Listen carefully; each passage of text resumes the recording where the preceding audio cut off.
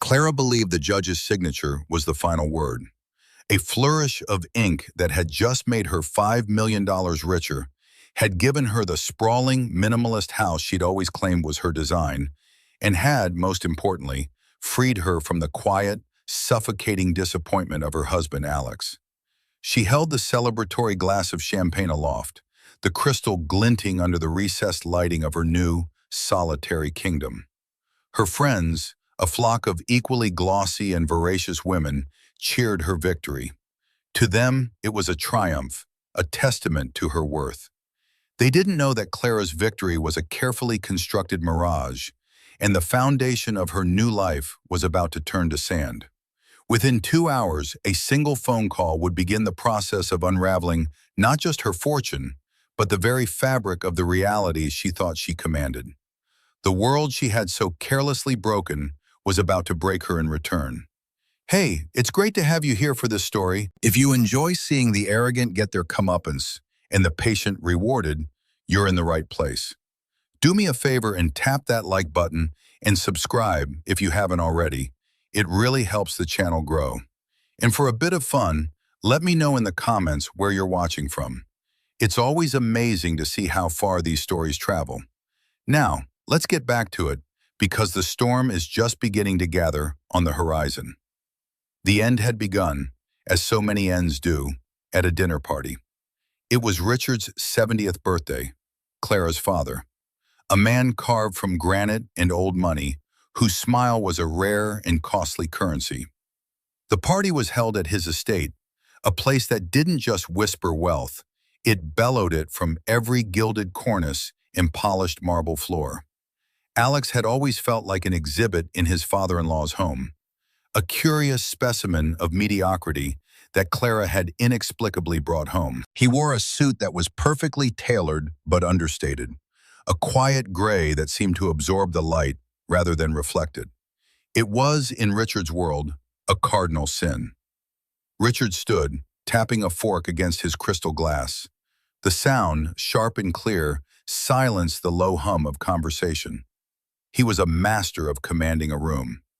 "A toast," he'd begun, his eyes scanning the faces of his guests before landing, as they so often did, on Alex with a look of faint, paternalistic pity. To family, to success, and to knowing one's own value. The subtext was a sledgehammer. The humiliation had been a slow, methodical affair, conducted over the course of the evening. It began with the wine. Richard, a self-proclaimed connoisseur, had made a show of presenting a bottle of vintage Bordeaux. "Chateau Margaux, 1982, he announced, letting the name hang in the air. "A truly exceptional year. Alex, you're an architect, a man of structure and taste, supposedly. What are your thoughts?" Alex swirled the deep crimson liquid in his glass, inhaled its complex bouquet of blackcurrant, cedar, and damp earth. He was not a wine expert, but he was a man of details. He appreciated craftsmanship in all its forms. "It's beautiful, Richard," he said, his voice calm and even. "The structure is still there, but the tannins have softened. It's elegant." Richard chuckled, a dry, dismissive sound. "Elegant. Yes, I suppose that's one word for it." He turned to the wider table. "Alex has a way of understating things. It's a bit of a theme, you see." A ripple of polite, sycophantic laughter followed. Clara, seated beside Alex, didn't defend him. She simply offered a tight, painted-on smile, her eyes telegraphing a familiar message. "Just play along. Don't make this difficult." Later, the conversation shifted to business. Richard's world revolved around deals, acquisitions, and the ruthless art of the hostile takeover. He held court, regaling the table with a story of a recent corporate conquest. Then he pivoted, his focus once again a weapon aimed directly at Alex. "And you, Alex? How goes the studio?" Richard used the word studio as if it were a child's playpen. "Still designing those little community centers and bus shelters?" The table fell silent. The insult was so blatant, so devoid of subtlety, that even Richard's most ardent followers seemed to hold their breath. Alex's firm, Nexus Design, was small, and he was deliberately private about his work. To Clara's family, this privacy was irrefutable proof of failure. In their world, success was something you displayed, loudly and often. If you weren't on the cover of Forbes, you were a nobody. Alex met his father-in-law's gaze. There was no anger in his eyes, only a deep, weary clarity. "The work is rewarding," he said simply. He didn't mention the confidential government contracts, the innovative materials he was pioneering, or the massive urban renewal project in Dubai that he was quietly masterminding. That was not information for this room. That was his world, not theirs. Clara fidgeted with her diamond bracelet, the clinking sound unnaturally loud in the silence. "Daddy, Alex's work is very socially conscious," she offered, the words meant to be a defense but landing like another faint damnation. Richard seized on it. Socially conscious? Of course. Well, someone has to be. The rest of us are too busy making the money that allows for all that lovely consciousness. He clapped a hand on the shoulder of the man next to him, a banking tycoon. "Isn't that right, George?" George laughed heartily. "Someone's got to pay the bills, Richard. Can't build a shelter with good intentions alone." The rest of the evening passed in a similar vein. Alex's car was too modest, his watch too plain, his ambitions by their measure non-existent. He absorbed each slight with a preternatural calm that they misinterpreted as weakness, as defeat. They didn't see the meticulous calculations happening behind his serene expression. He wasn't just enduring the humiliation, he was cataloging it. Each condescending remark, each dismissive laugh, was another piece of data, another entry on a list of grievances he had been compiling for a decade. As they drove home in Alex's modest German sedan, a car whose Spartan exterior hid a custom-engineered engine that could outperform almost anything in Richard's garage, the silence was thick with unspoken words. Clara was the first to break it. "You could at least try to fit in," she said, her voice sharp with frustration. She wasn't angry that they had insulted him. She was angry that he had made it so easy for them. "Fit in?" Alex's voice was dangerously quiet. "What would that look like, Clara? Should I have boasted about a deal I didn't make? Or perhaps belittled someone else at the table to make myself feel bigger?" "Don't be so dramatic," she snapped, turning to look out the window at the passing city lights. "You know what I mean. You make them uncomfortable. You make me uncomfortable. It's like you enjoy being this martyr." He didn't respond. He simply drove, his hands steady on the wheel. He thought of the worn leather portfolio sitting on the passenger seat of his work car, a vehicle Clara had never seen. Inside it were blueprints and contracts that could buy and sell her father's entire empire 10 times over. He thought of the life he had built in the shadows, a world of immense success and quiet satisfaction that he had deliberately kept separate from this one. He had done it, he once believed, to protect it from the corrosive influence of their world, their values. But now he saw his silence had been a mistake. It hadn't protected anything, it had only enabled their contempt. When they arrived at the house Clara's father had gifted them as a wedding present, a fact he never let Alex forget, Alex didn't go inside. He parked the car, turned off the engine, and looked at his wife. The beautiful, brittle woman he had once loved, who now looked at him with the same dismissive impatience as her father. "I think," he said, the words coming out slowly, each one weighed and measured, "that this is no longer working." Clara laughed, a short, incredulous bark. "Oh, you think? It took you 10 years to figure that out? What was your first clue, the public humiliation or the soul-crushing silence?" "The humiliation was the clarification," he said, his gaze unwavering. "It made me realize you aren't a bystander in this. You're a participant. You enjoy it." The truth of the statement hit her, and her facade of bored sarcasm cracked. "I deserve more," she hissed, her voice low and venomous. "I deserve someone who isn't a project, a disappointment. I gave you 10 years of my life, Alex, and I'm going to be compensated for it." He simply nodded, a slow, deliberate movement. "I'm sure you will be." That night, he slept in his home office, a small, Spartan room he'd carved out for himself. He didn't sleep much. Instead, he sat at his desk, the glow of his monitor illuminating his face. He wasn't looking at architectural plans. He was looking at spreadsheets, at offshore holding companies, at international tax law. The game had changed. The architect was now designing a different kind of structure, a fortress for one, and a perfectly inescapable trap for another. The slow burn had begun. The divorce papers arrived a week later, delivered by a sneering courier who looked Alex up and down as if he were delivering an eviction notice. The documents were thick, bound in a stiff blue cover, a formal declaration of war. Clara's demands were, as Alex had anticipated, breathtaking in their audacity. She wanted everything: the house, which was technically a gift to both of them, both cars, including the one he drove daily, lifetime alimony based on the lavish lifestyle her father's money had provided, and a cash settlement of $10 million. The last demand was the most telling. It was a figure plucked from fantasy, based on an imagined version of his success that she simultaneously believed in and mocked. She believed he had money hidden away, and she was determined to claim her half of a treasure she couldn't even be bothered to locate. Alex read the document in his kitchen, the morning sun streaming through the large windows, illuminating the dust motes dancing in the air.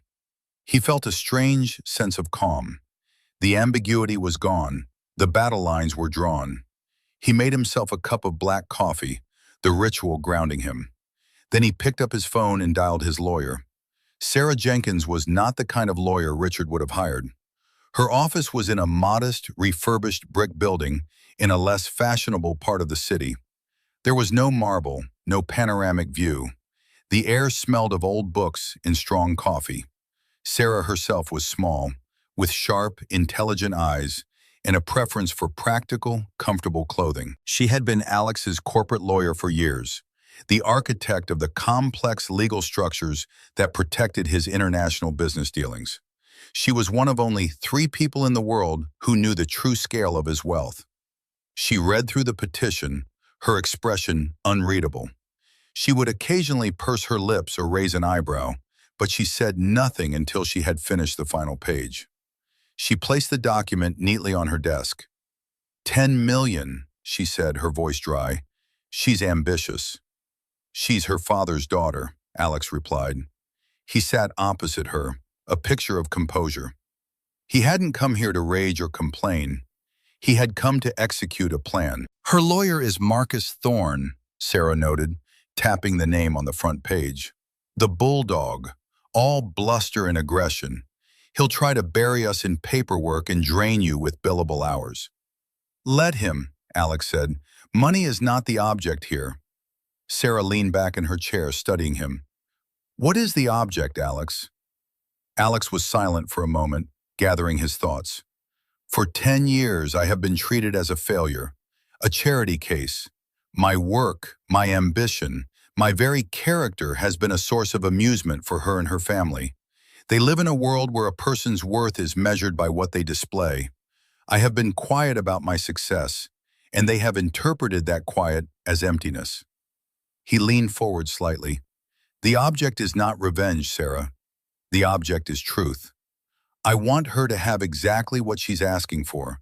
I want her to have the life she believes she deserves. I just want to give it to her on my terms." A slow smile spread across Sarah's face.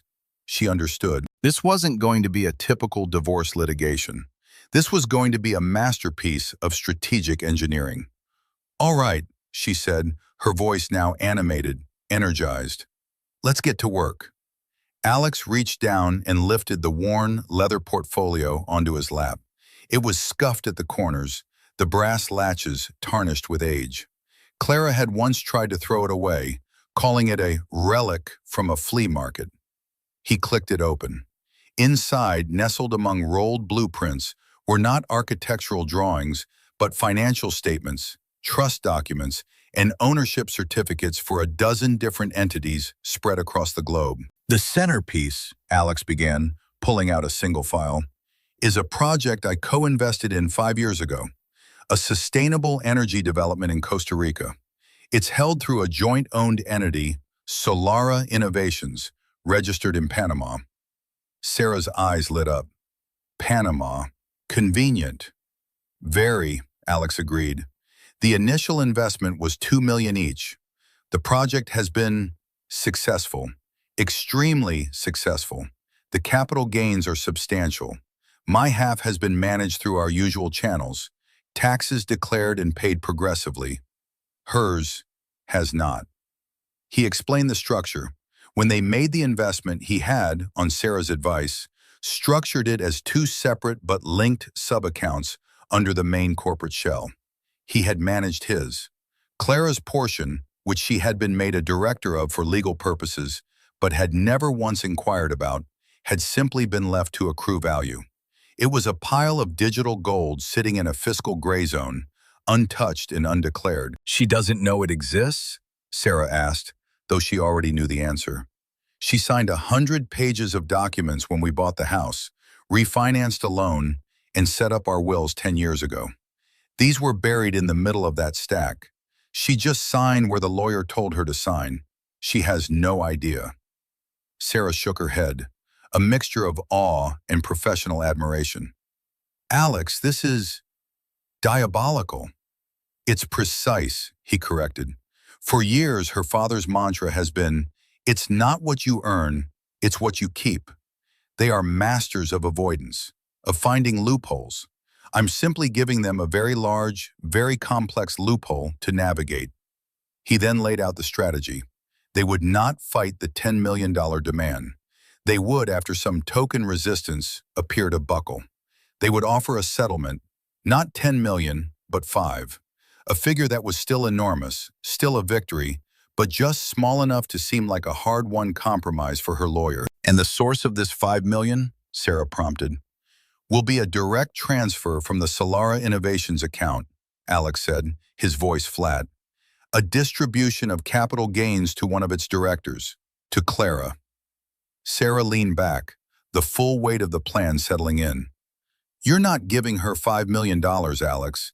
You're handing her a $5 million tax liability, plus penalties for years of non-disclosure, in a foreign jurisdiction. The IRS and the Panamanian authorities will be very interested in that transaction. She is getting exactly what she wanted, Alex said, his face impassive. A large sum of money from a source she can't be bothered to understand. She's getting the fruit, but she's also getting the poison in the roots. Over the next few weeks, Alex's life split into two distinct realities. In one, he was the beleaguered husband, worn down by a contentious divorce. He moved out of the house and into a small, furnished apartment, an act that Clara and her father saw as a clear sign of his financial collapse. He appeared at preliminary meetings looking tired, his shoulders slumped. He let Marcus Thorne, the bulldog, shout and posture and threaten. He absorbed the abuse, his quiet compliance a source of immense satisfaction to the opposing side. In his other reality, he was a commander in a silent war. At night, in his Spartan apartment, the architect came alive. He was on encrypted calls with his team in London, Singapore, and Dubai. He was reviewing structural analyses for a new skyscraper that would redefine the London skyline. He was finalizing a deal for a revolutionary new building material that his firm had developed, a deal that would net his company hundreds of millions.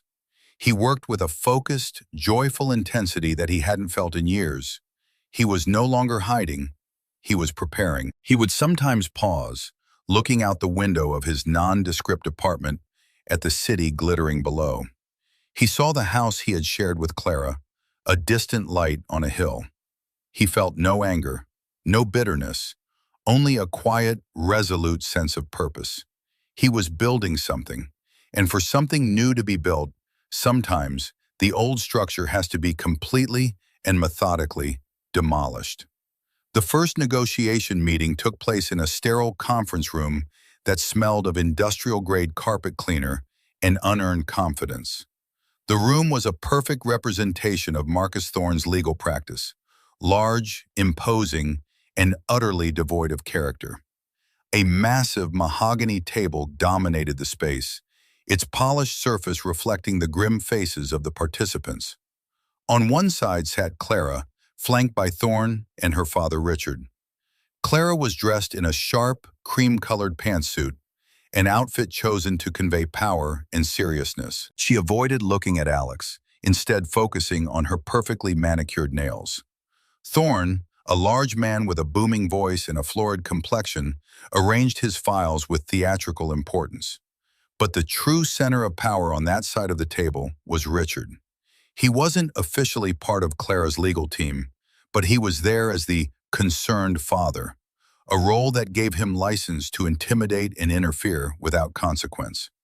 He sat slightly back from the table, arms crossed, radiating an aura of supreme, dismissive authority. On the other side, there was only Alex and Sarah Jenkins. They had arrived with a single, slim briefcase. Sarah's calm demeanor was a stark contrast to Thorne's bluster. Alex himself looked unremarkable.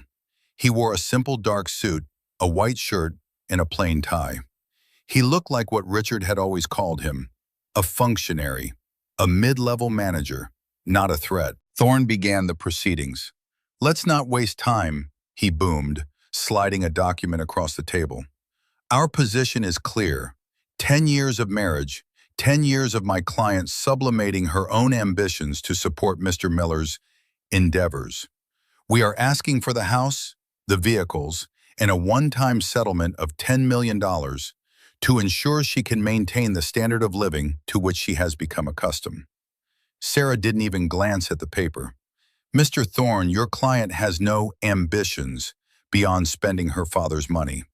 The standard of living she is accustomed to has been funded entirely by Richard, a fact we can easily substantiate. Your $10 million figure is a fantasy." Richard stirred in his chair. "My daughter gave this man the best years of her life," he said, his voice a low growl. "She provided him with a home. She introduced him to society. He owes her." "He owes her a fair settlement based on marital assets," Sarah countered, her voice remaining level. "Not a lottery win. We have reviewed your client's petition. It is not a serious legal document. It's a Christmas list." Thorne slammed a hand on the table. "My client's petition is rock solid, and we have forensic accountants ready to dig into every corner of your client's finances. Don't think you can hide assets from us, Mr. Miller." This was the moment Alex had been waiting for. He leaned forward, speaking for the first time. His voice was quiet, yet it cut through the noise. "There's no need for that." All eyes turned to him. His placid agreement was not what they expected. "My finances are an open book," he continued, looking directly at Richard, not at Thorne. "I have nothing to hide." He slid a single folder across the table. It was thin. Inside was a financial disclosure statement. It listed his salary from Nexus Design as a modest six-figure sum. It listed the apartment he was renting. It listed a single savings account with a balance that was respectable, but hardly the stuff of millionaires. Richard picked it up and scanned it, a sneer forming on his lips. He passed it to Thorne, who glanced at it with theatrical disdain. "Is this a joke?" Thorne bellowed. "This is it? A decade of work as an architect, and this is what you have to show for it? My paralegal earns more than this." Clara finally looked at Alex, her eyes filled with a mixture of contempt and vindication. "See," her expression said, "I told you, a failure. My firm focuses on projects with social value, not maximum profit," Alex said, the words a carefully rehearsed line that he knew would infuriate them. "My rewards are not always monetary." Richard let out a short, brutal laugh. "Social value. You hear that, Clara? He built a life on social value, and he expects you to live on it. The man is a pauper and a poet." "This is an insult," Thorne declared, pushing the folder back. "We will see you in court. We will subpoena your firm's records, your client lists, your personal emails. We will find the money." Sarah held up a hand. "There's no need for threats, Marcus," she said smoothly. "My client is a reasonable man. He understands that your client feels she is owed something for her time. While we contest the valuation, we are not opposed to a settlement in principle." This shifted the dynamic. Thorne and Richard exchanged a look. They had expected a fight. This easy compliance was disarming. They smelled blood in the water. "A settlement?" Thorne said, leaning back, trying to regain his footing. "What kind of settlement?" "Alex is willing to make a significant offer to avoid a protracted and ugly court battle," Sarah said. "He wants this to be over, for Clara's sake as much as his own." She looked at Alex, who gave a slight, weary nod, playing his part perfectly. "He is prepared to offer the house, free and clear," Sarah continued. "He will sign over the title. He will also sign over the Mercedes. And against my legal advice, he is prepared to offer a one-time, lump sum payment of $5 million. The room went silent. Clara's eyes widened. $5 million. It wasn't the 10 she had demanded, but it was a staggering sum. It was a victory. Thorne was momentarily speechless. This was the easiest negotiation of his career. He looked at Richard, who was frowning, suspicious. It was too easy. "$5 million?" Richard said. His eyes narrowed, searching for the catch. "Where would a man like you get $5 million? Alex met his gaze. "I have an investment," he said, the statement technically true. "A single, long-term project that has recently matured. It's most of what I have, but I'm willing to give it up for a clean break." The bait was perfect. He was offering them his entire nest egg, the fruits of his life's work. It fed their narrative of him as a man of modest means, and it satisfied their greed. To them, it was the ultimate win. Not only were they getting the money, they were taking everything. They were leaving him with nothing. The completeness of his defeat was as satisfying as the money itself. Thorne recovered quickly. $5 million is a start," he blustered, trying to regain control. "But we asked for 10, and lifetime alimony." "The $5 million is the final offer," Sarah said firmly. "There will be no alimony. You can take this deal, and your client can walk away a very wealthy woman tomorrow. Or you can spend the next 2 years and several $100,000 of Richard's money in court, only to arrive at a number that a judge will likely set far, far lower once they see his actual documented income." She had them. The choice was a quick, glorious victory, or a long, expensive, and uncertain war. For people as impatient and arrogant as the three of them, it wasn't a choice at all. Richard stood up. He walked over to the window, looking down at the street below. He was still suspicious, but his greed and his ego were overriding his caution. Alex had just admitted this was everything he had. The opportunity to utterly crush the man his daughter had so foolishly married was too tempting to resist. He turned back. "Draw up the papers," he said to Thorne. "We accept." Clara let out a small, almost imperceptible sigh of relief. She looked at Alex, a flicker of triumph in her eyes. He simply looked back, his expression one of profound, weary resignation. She saw it as the look of a defeated man. She had no idea it was the look of a master architect admiring the final, critical joint clicking perfectly into place. In the weeks that followed, Clara lived in a state of euphoric anticipation.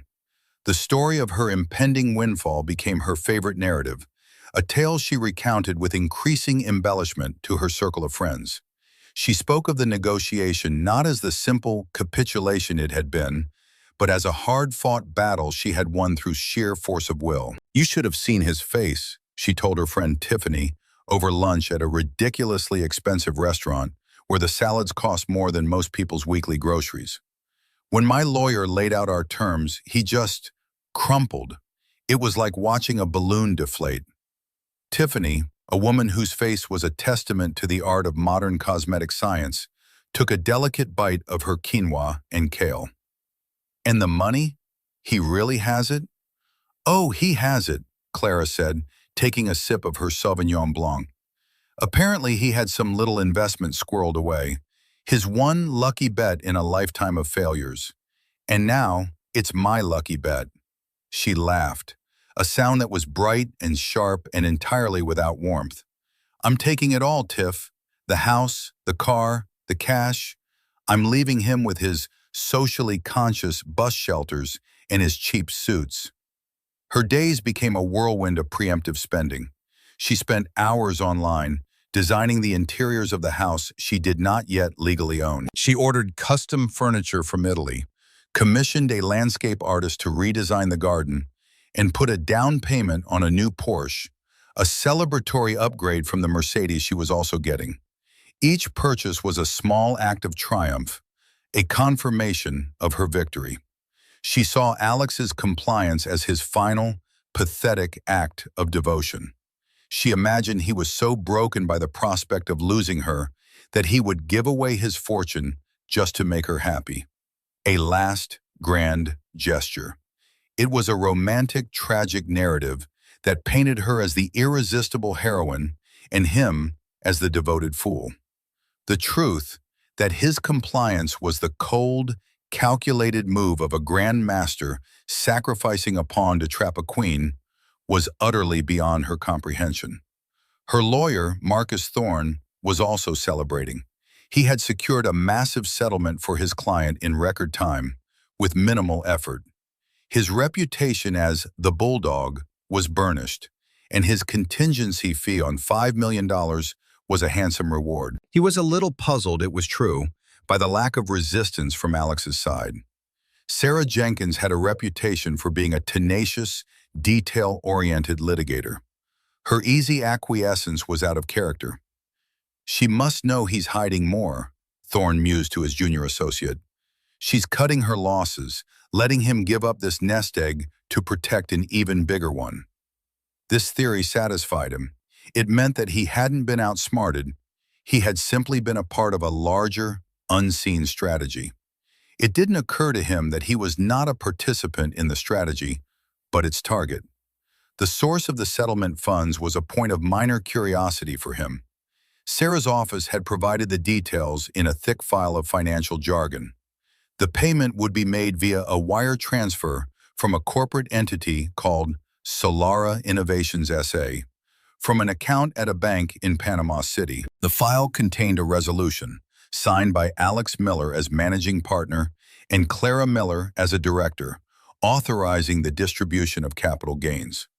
Thorne had glanced at it. Panama. A bit exotic but not unusual in high-net-worth divorces.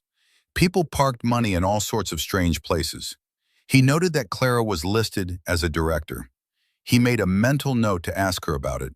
He called her that afternoon. Clara, it's Marcus. Quick question about the settlement funds. The paperwork lists you as a director of this Panamanian company, Solara Innovations. Clara was at a spa, getting a facial. She held the phone slightly away from her ear. A what? Solar something? Never heard of it. It says you were appointed in 2018. You signed the incorporation documents. Marcus, darling, she said with a sigh, her voice oozing impatience. I've signed hundreds of papers Alex put in front of me over the years. Insurance, taxes, who knows what. You're the lawyer. Is it a problem? Thorne hesitated. His job was to protect his client. A responsible lawyer would have paused, investigated the nature of this company, and advised his client on the potential tax implications of receiving a large payment from an offshore entity of which she was a director. But Thorne was not a responsible lawyer. He was an arrogant one. He had already won. The finish line was in sight. Investigating this would mean more work, more billable hours that he couldn't, in good conscience, bill to Clara now that a settlement was agreed upon. It would mean delaying his victory lap. No, he said quickly. It's just a formality. As long as the money arrives, it doesn't matter if it comes from Panama or Poughkeepsie. We're all set for the signing next Tuesday. Wonderful, Clara said, already forgetting the name of the company. I'll see you then. She hung up and turned her attention back to the more pressing issue of whether to get the seaweed wrap or the diamond dust exfoliation. Meanwhile, Alex was methodically dismantling his old life and building his new one. He closed the lease on the small temporary apartment. His personal effects, which filled only a few boxes, were moved into the penthouse suite of a new, gleaming skyscraper downtown, a building his firm had designed. The penthouse was a stunning two-story space with floor-to-ceiling windows that offered a panoramic view of the entire city. It was a space he had designed for himself years ago, a private dream he was now ready to inhabit. His partner, David Chen, met him there as the last box was brought in. David was a quiet, brilliant engineer who had been with Alex from the very beginning. He was the only other person who understood the full scope of Alex's plan. "Quite the upgrade from the bachelor pad," David said, his eyes sweeping over the vast, empty space.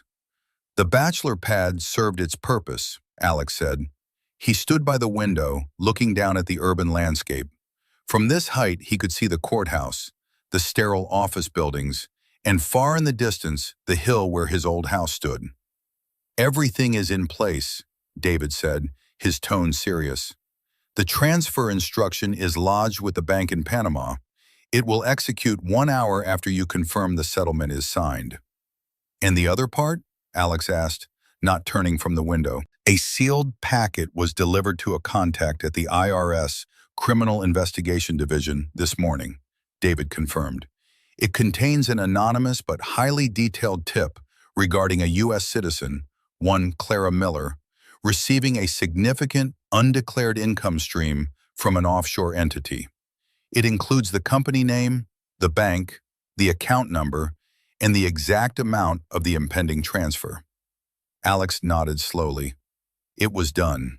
The pieces were all on the board, moving according to a design they couldn't see. "You know," David said, coming to stand beside him, "you could have just told her.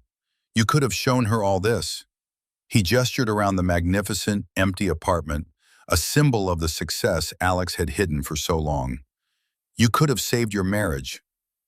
Alex was silent for a long time, watching the tiny cars move along the city's arteries below. "I think," he said finally, "that's what I thought I was doing for 10 years. I thought by protecting my work from her world, I was also protecting her from it. I was wrong. The marriage was a lie, David, because I was hiding. Not my money, but myself. This isn't about punishing her. It's about finally telling the truth. And the truth in this case has consequences." The day of the signing dawned cool and clear, a perfect autumn day. The sky was a brilliant, unforgiving blue. The air in the conference room was, by contrast, stale and heavy with anticipation. It was the same room as before, but the atmosphere had changed. The tension of battle had been replaced by the smug satisfaction of the victors and the quiet resignation of the vanquished. Clara arrived looking radiant, dressed in a vibrant red dress that stood out like a splash of blood against the room's muted tones. It was a victory dress. Her father, Richard, was with her, his expression one of supreme contentment, like a Roman emperor who had just watched a satisfying display in the Colosseum. Marcus Thorne bustled about, laying out the documents with a flourish, the master of ceremonies for this lucrative surrender. Alex and Sarah arrived last. Alex wore the same simple suit as before, but today it seemed less like a mark of mediocrity and more like a uniform of quiet dignity. He carried the worn leather portfolio, setting it on the floor beside his chair. He looked neither beaten nor angry. His expression was one of serene neutrality, the calm at the very center of the storm.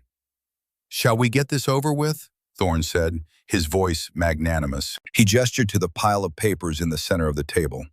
"Standard Settlement Agreement. Your side has reviewed it. It stipulates the transfer of property titles for the house and the vehicle, and the wire transfer of $5 million to be completed within 24 hours of signing." Sarah nodded. "We have reviewed it. We have one small addition." She slid a single sheet of paper across the table. Thorne snatched it up, his good humor instantly evaporating. "What's this?" No last-minute tricks, Jenkins. Hardly a trick, Sarah said coolly. It's a simple indemnity clause. It states that our clients mutually agree that all financial disclosures are complete and accurate, and that each party is solely responsible for their own tax obligations arising from this settlement. It's boilerplate. It just protects everyone. Thorne read it, his lips moving silently. It seemed harmless enough. In fact, it was standard practice. His own oversight in not including it was a minor embarrassment. Fine, he grunted, adding it to the main stack. The signing began. It was a slow, deliberate ritual. Page after page required initials. Signature after signature was penned. Thorne guided Clara, pointing to each line with a gold pen. Initial here, sign here, and here. Clara's signature was a flamboyant, confident scrawl, the mark of a woman claiming her prize. When the stack was passed to Alex, he picked up the pen. It was a cheap, disposable ballpoint, a stark contrast to Thorne's ostentatious fountain pen. Before he signed, he looked up, his gaze meeting Clara's across the vast expanse of the mahogany table. For a single, electric moment, the noise of the room faded away. There was no triumph in her eyes now, only a flicker of something else. Confusion? A sliver of doubt? She saw the man she had known for a decade, the quiet, steady man she had mistaken for being simple. And in his eyes, she saw not the defeat she had expected, but a deep, profound sadness. It was not sadness for himself, she realized with a sudden, chilling clarity. It was sadness for her. The moment passed. He broke eye contact, and his hand moved with a steady, fluid motion. He signed the last document. His signature was not a scrawl, but a neat architectural script. Legible, precise, final. "It is done," Thorne announced, gathering the papers. He clapped Richard on the back. "Congratulations, Richard. A good day's work." He turned to Clara and gave a slight bow. "Clara, it has been a pleasure." Clara stood up, a brilliant, triumphant smile returning to her face. The moment of doubt was forgotten, washed away by the reality of the signed papers. She was free. She was rich. She looked at Alex one last time. "Goodbye, Alex," she said, the words dripping with finality. She didn't offer a hand. She simply turned and walked out of the room, her father and her lawyer trailing in her wake like a royal entourage. Alex remained seated. He watched them go, his face impassive. The sound of their victorious laughter echoed faintly from the hallway before being cut off by the closing of a door. Sarah began packing her slim briefcase. "Are you all right?" she asked, her voice soft. Alex didn't answer immediately. He reached down and picked up his leather portfolio, placing it on the table. He ran a hand over the worn surface, the familiar texture a strange comfort. "The first step in any new construction project, Sarah," he said, his voice low and steady, "is demolition. You have to clear the site. You have to tear down the old structures that are unsound, the ones built on faulty foundations."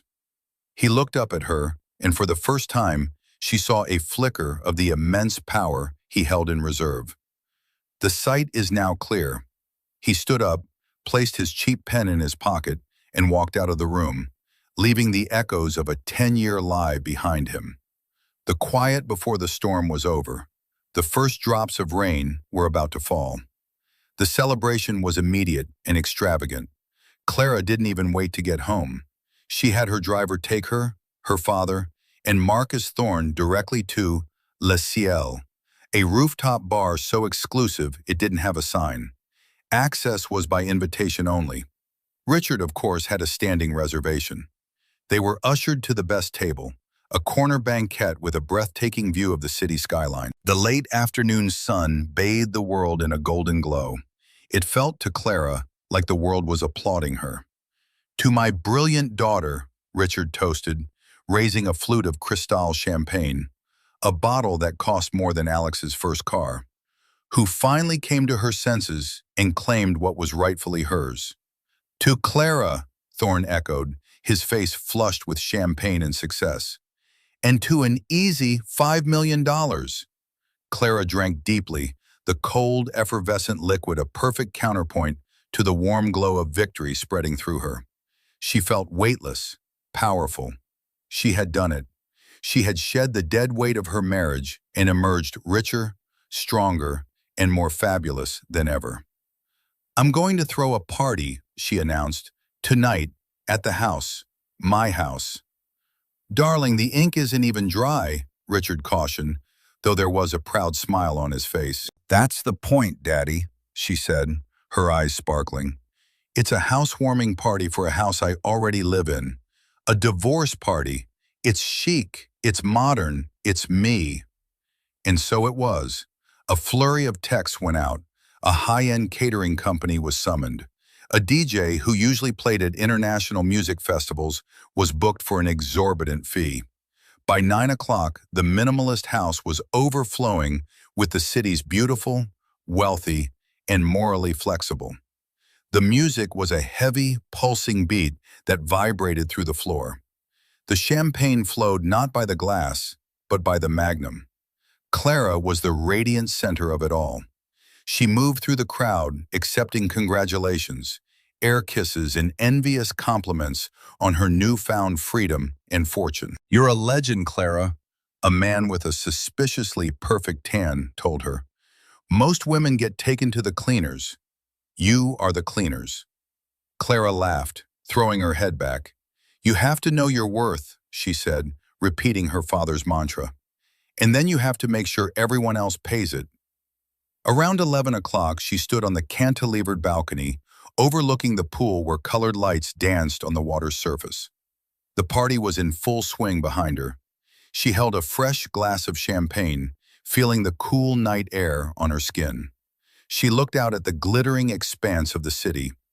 From here, she could just make out the top of the skyscraper where Alex had built his new penthouse, a single, distant point of light. She felt a surge of triumphant pity for him. Alone in his sterile box, while she was here, surrounded by life, by glamour, by success. She raised her glass in a mock toast toward the distant building. "To new beginnings, Alex," she whispered to the wind, "and to getting what you deserve." It was exactly 2 hours after that moment, at 1:17 a.m., that her phone rang. It was an unfamiliar number, a Washington, D.C. area code. She ignored it, assuming it was a wrong number, a drunken partygoer or a telemarketer. The music was too loud, the vibe too good to be interrupted. The phone stopped ringing, then immediately began again. And again. The persistence was annoying. With a sigh of irritation, she stepped back inside, into the relative quiet of a hallway. "What?" she snapped into the phone. The voice on the other end was the opposite of the party raging around her. It was calm, professional, and utterly devoid of emotion. It was a voice that carried an institutional weight that could chill the warmest room. "Am I speaking with Miss Clara Miller?" the voice asked. "Who is this?" Clara demanded. "My name is Agent Thompson.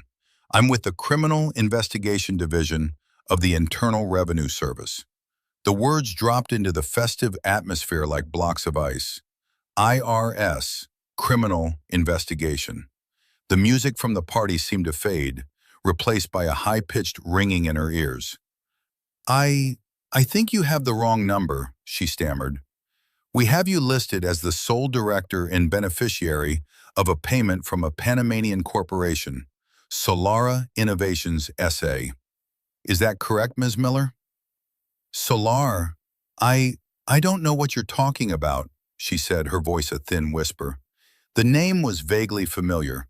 The lawyer, Marcus, he had asked about it. She had dismissed it.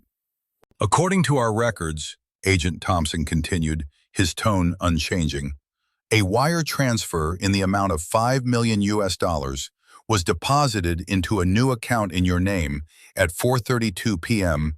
Eastern Standard Time today. This transfer represents a capital gains distribution from the aforementioned corporation. We have no record of this corporation or its income being declared on any of your previous tax filings. We also have no record of you filing a report of foreign bank and financial accounts, as is required by law for any citizen with control over foreign assets exceeding $10,000. Each word was a nail being hammered into the coffin of her celebration. Capital gains, foreign accounts, required by law. This has to be a mistake, she said, her mind reeling. My divorce. I just got a settlement. Miss Miller, the agent said, and for the first time there was a hint of something other than robotic professionalism in his voice. Perhaps a sliver of practiced, weary patience. This is not a settlement from your ex-husband's personal, post-tax assets.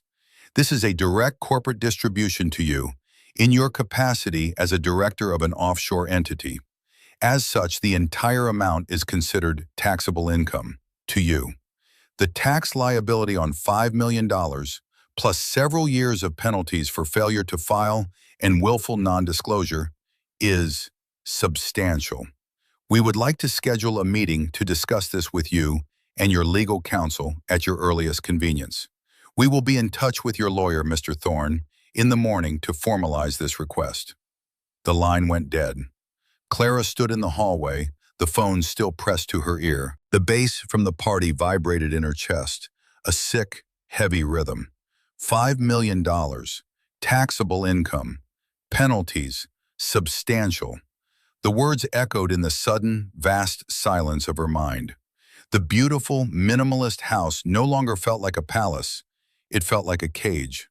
The cheers of her friends no longer sounded like praise. They sounded like the laughter of fools. Her great victory, the triumph she had been celebrating all night, had just revealed itself for what it truly was. The bait in a trap that had just snapped shut with brutal, unforgiving force. Panic, cold and absolute, seized Clara. She stumbled out of the hallway, her eyes wild. The vibrant, joyful party scene now looked grotesque, a danse macabre of oblivious revelers. She had to find her father. She pushed through the throng of dancing bodies, ignoring their surprised looks. She found Richard holding court by the fireplace, a cigar in one hand, a brandy in the other, laughing at some joke. "Daddy," she said, her voice trembling. She grabbed his arm, her grip surprisingly strong. "Daddy, we have to talk. Now." Richard's smile faded as he saw the look on her face. He excused himself and allowed her to pull him into the quiet sanctuary of the home office, Alex's old office, which she had been planning to convert into a walk-in closet. "What is it?" he demanded, his patience already thin. "You look like you've seen a ghost." "The IRS," she gasped, the words tumbling out. "They called. A man named Thompson. Criminal investigation. He was talking about Panama, a company, Solara something. He said the $5 million, it's all taxable. He said there are penalties. He knew everything, Daddy. The amount, the bank, everything." Richard stared at her, his expression a mixture of confusion and annoyance. "The IRS? At this hour? It's a scam, Clara, a prank. Someone at the party is having a laugh."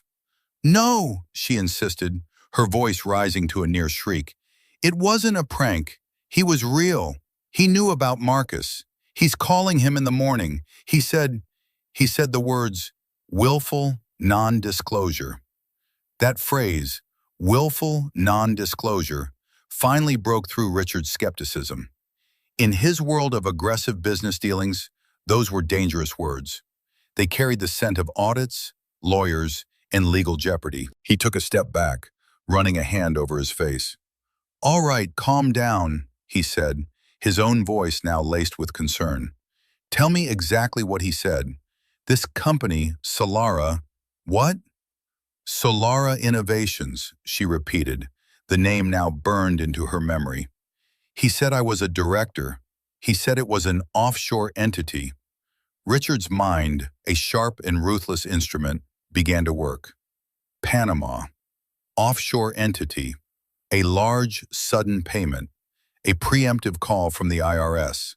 This wasn't a random audit. This was a targeted strike. Someone had given them a map. "Your lawyer," Richard said, his voice hard, Thorne, did he not do his due diligence on the source of the funds? He asked me about it, Clara cried, the memory returning with sickening clarity. He called me at the spa. I told him I'd never heard of it. He said it was just a formality. Richard swore, a vicious, ugly word. He began to pace the small office.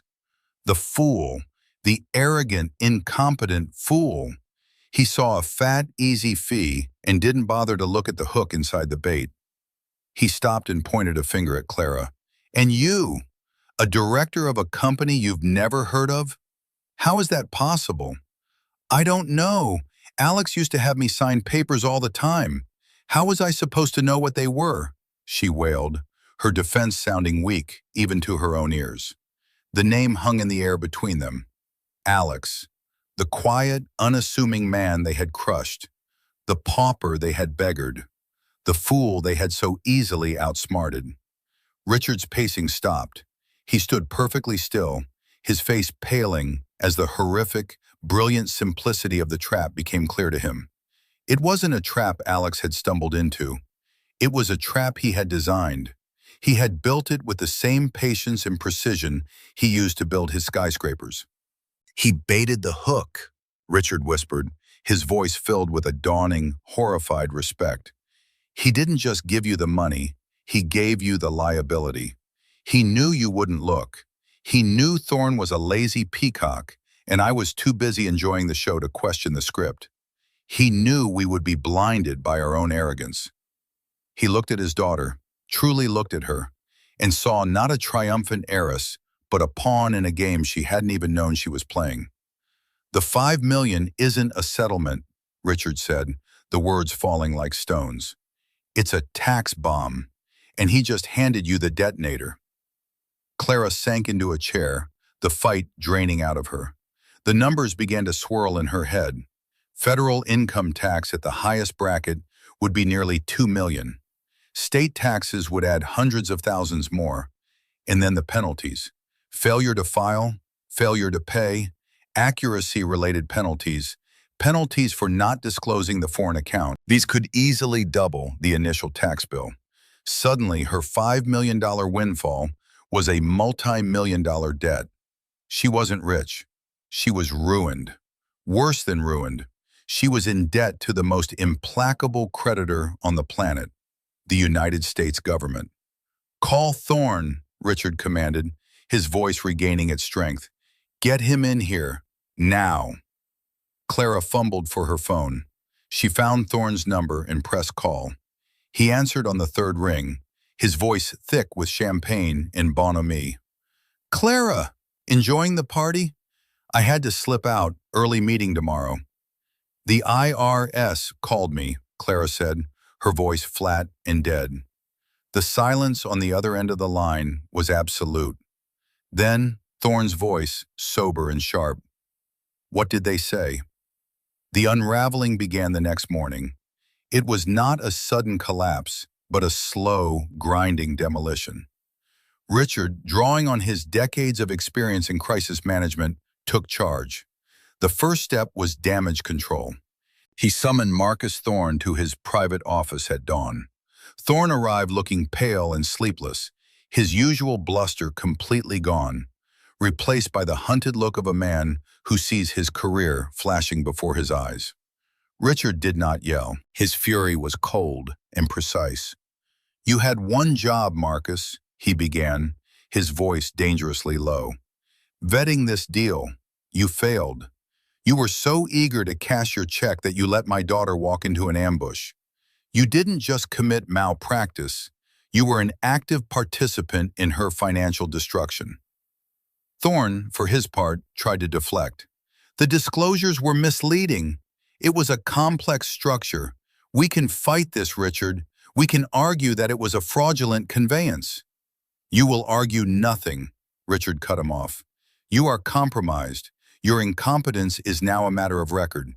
You will transfer Clara's file to my corporate attorneys at Sterling and Cromwell. You will do it today. You will also refund every penny you charged her, and you will sign a waiver of liability releasing us in exchange for us not filing a formal complaint with the bar that would see you disbarred." Am I clear? Thorne, utterly broken, could only nod.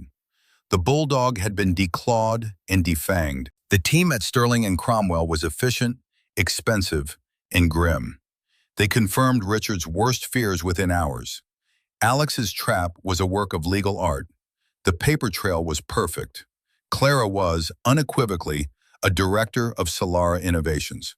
Her signature was on the documents. The distribution of funds was structured flawlessly as income to her, not as a settlement from Alex.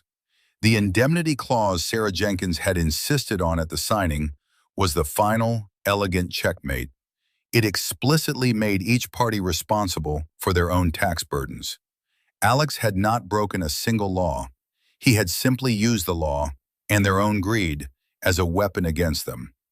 The head of the tax department, a stern woman named Eleanor Vance, laid out the catastrophic financial reality for Clara and Richard in a conference room that felt colder than a morgue. Best case scenario, Vance said, looking at a spreadsheet projected on the wall, assuming we can negotiate away the most severe penalties by claiming ignorance rather than willful evasion, a difficult argument to make, given your status as a director, Ms. Miller is looking at a combined federal and state tax liability of approximately $2.8 million. The penalties for late filing and non-disclosure of the foreign account could add another $1.5 million. We are conservatively looking at a debt of $4.3 million. Clara felt the air leave her lungs.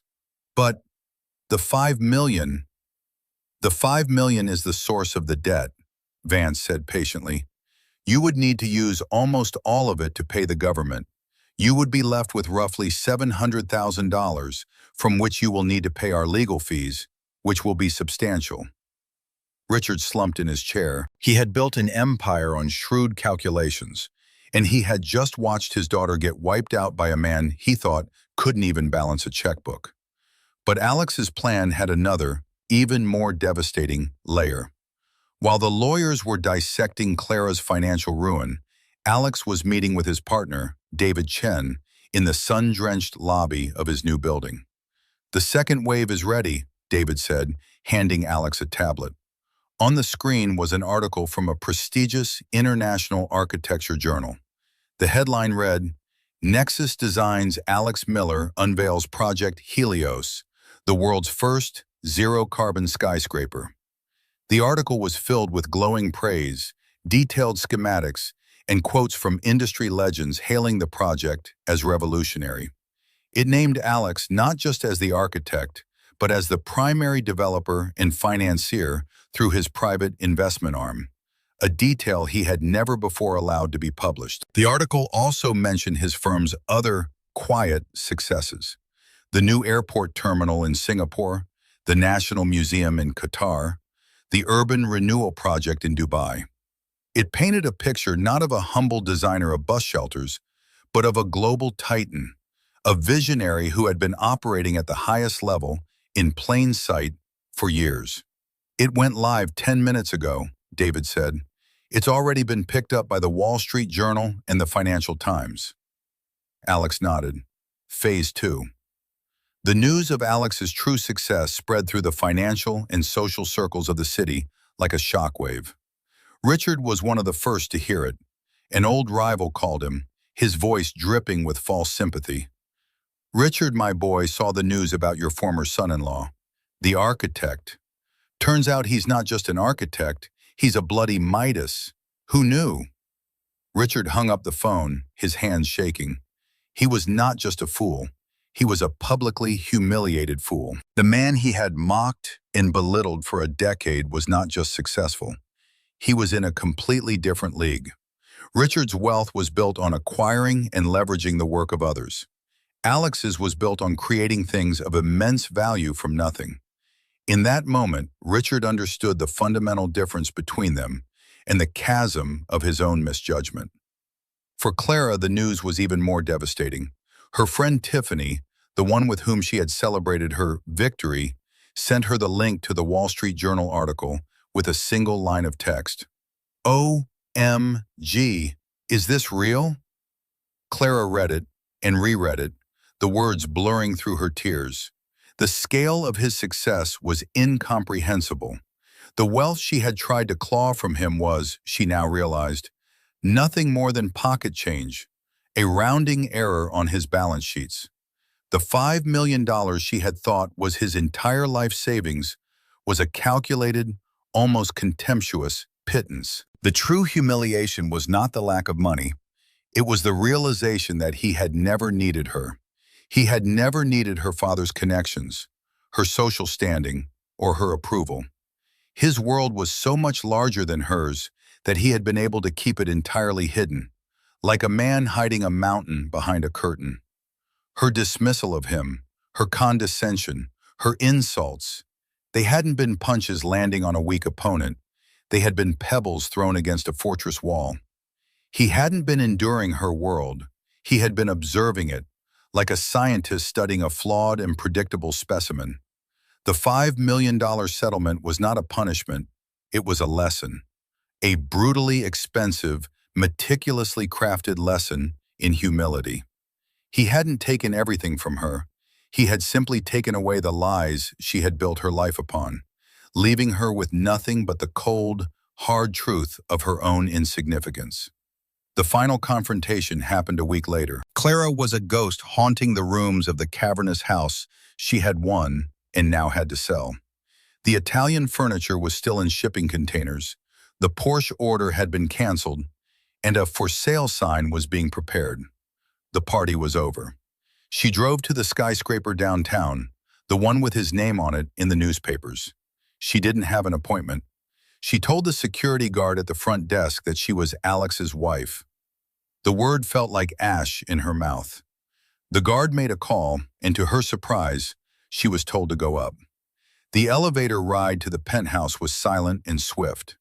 When the doors opened, she stepped not into an apartment, but into a vista. The city spread out below, a toy set under a vast sky. Alex was standing by the floor-to-ceiling windows, not looking out, but waiting for her. He was dressed in simple slacks and a cashmere sweater. He looked relaxed, at home. "Clara," he said. His voice was not cold, not angry. It was just quiet. "Why?" she asked, the single word all she could manage. Her voice was raw. "Why would you do this to me?" Alex didn't answer right away. He gestured to the space around them. "I designed this apartment 8 years ago, on a napkin. We were in Paris for our anniversary. You were complaining about the hotel, the service, the weather. I was sketching this, imagining a place that was quiet and filled with light." He walked over to a long table that held a detailed architectural model of a futuristic city. "This is Project Helios," he said, his hand hovering over the central tower. "It will house 50,000 people and produce more energy than it consumes. It will have parks, schools, hospitals. It will recycle its own water and air. I started designing it the night your father called my firm a hobby." He turned to face her fully. His eyes were clear and direct. "You ask why I did this. You think this was about the money. This was never about the money, Clara. The money is just a tool. It's a way of keeping score for people like your father." "Then what was it about?" she pleaded, tears welling in her eyes. "Revenge? Humiliation?" "It was about truth," he said, his voice gaining a hard edge for the first time. "For 10 years I lived in a world of lies. I let you and your father define me. I let your contempt be the mirror in which I saw myself. I was called a failure at dinner parties while I was closing deals that would reshape cities. I was mocked for my modest car while I was funding research that would change the way we build. I allowed it.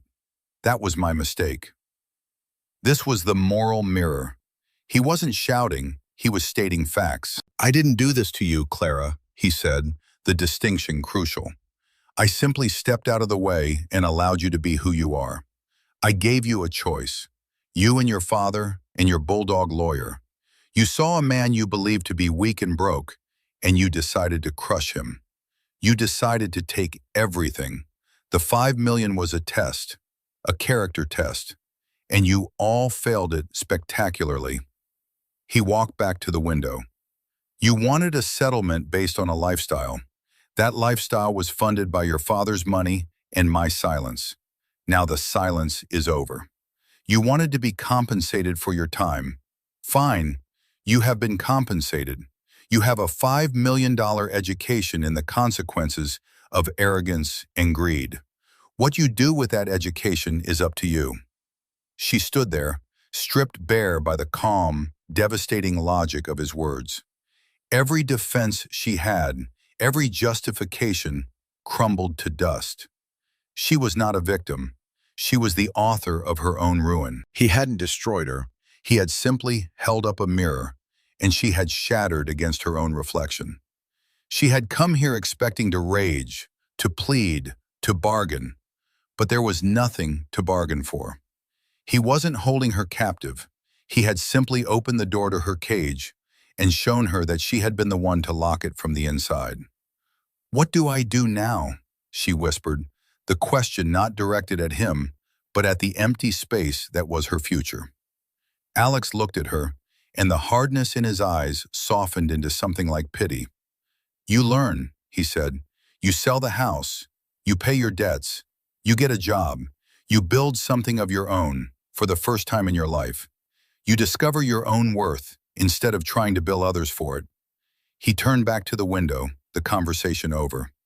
Clara stood there for another minute, a ghost in his sunlit world, before turning and walking back to the elevator, her heels clicking softly on the polished concrete floor. The doors closed, and she descended back to a world that was no longer hers.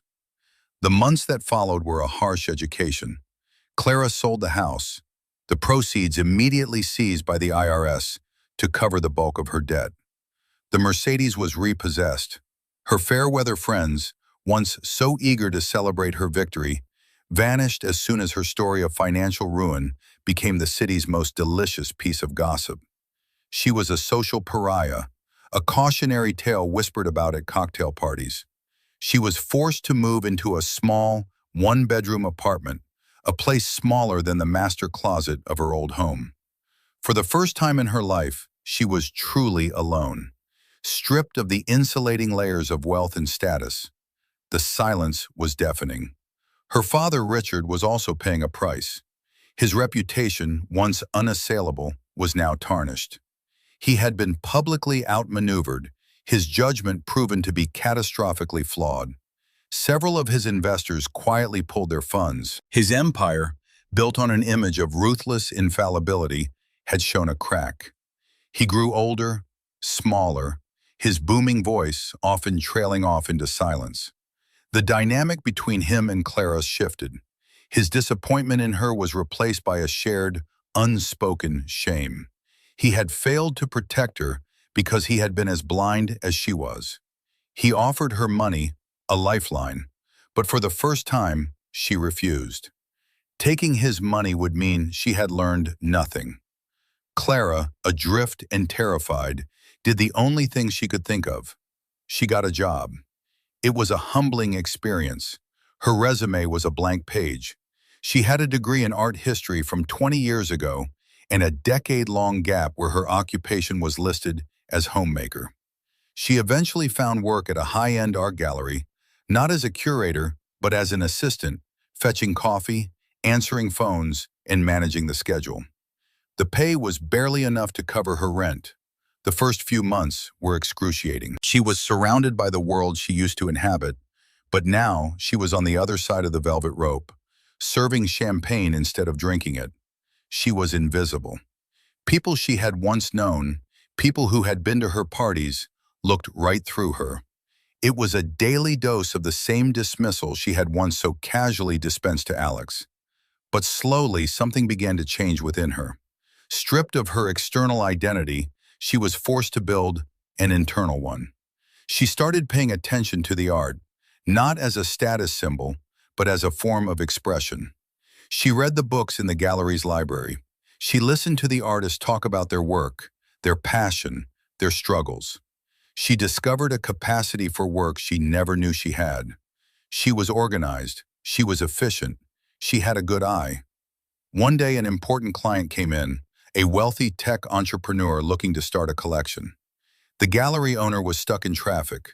Clara, seeing the opportunity, stepped in. Drawing on her forgotten art history degree and her newfound knowledge, she walked him through the gallery, speaking not about the investment value of the art, but about its meaning, its history, its soul.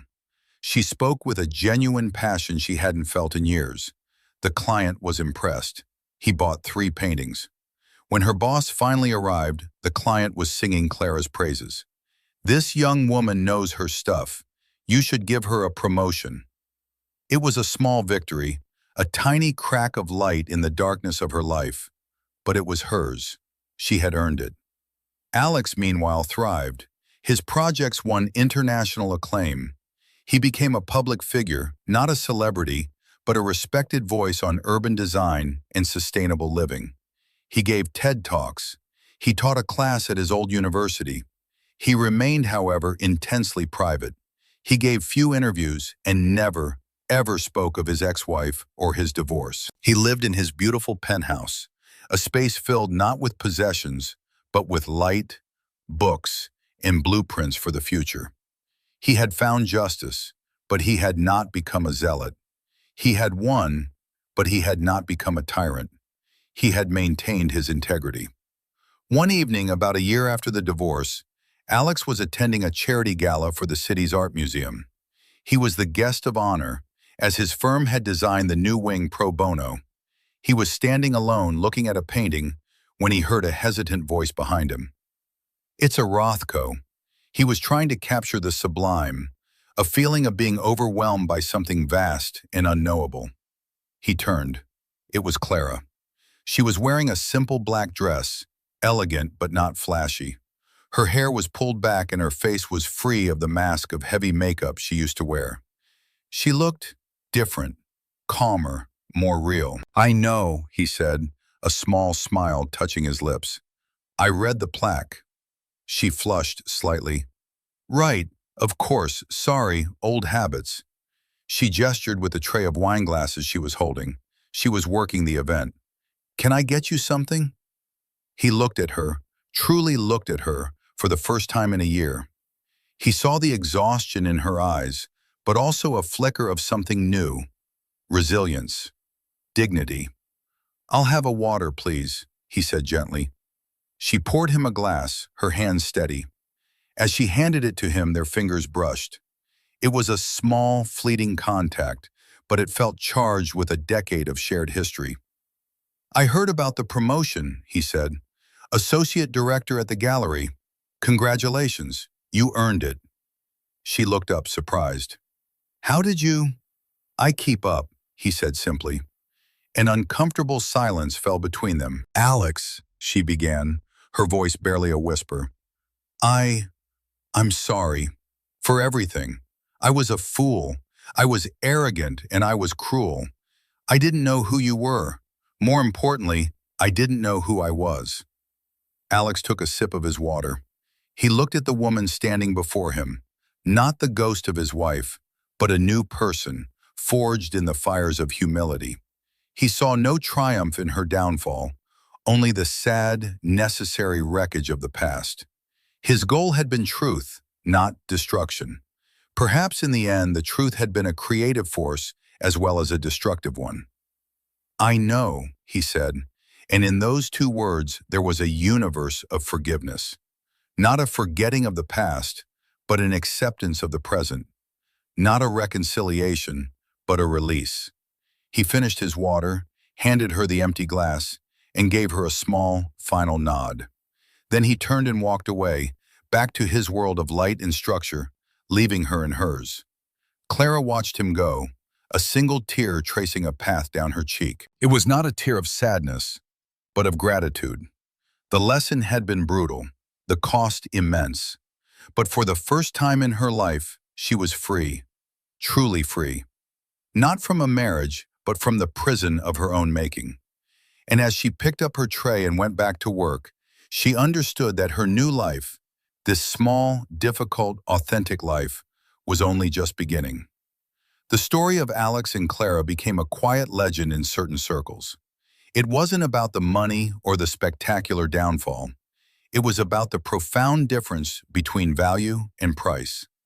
Clara had spent her life confusing the two, believing that her worth was something that could be bought, sold, or won in a settlement. Alex, in his quiet way, had always understood that true worth is something you build, slowly and patiently, from the inside out. It's not displayed in a mansion or a sports car, but in the integrity of your work, the strength of your character, and the quiet dignity with which you move through the world. So what do you think? Was Alex's plan a perfect act of justice, or was it a cold, calculated revenge? Let me know your thoughts down in the comments. I read every single one. And if this story resonated with you, please give it a like and subscribe for more tales of karma and consequence. Thank you for being here, and we'll see you in the next one.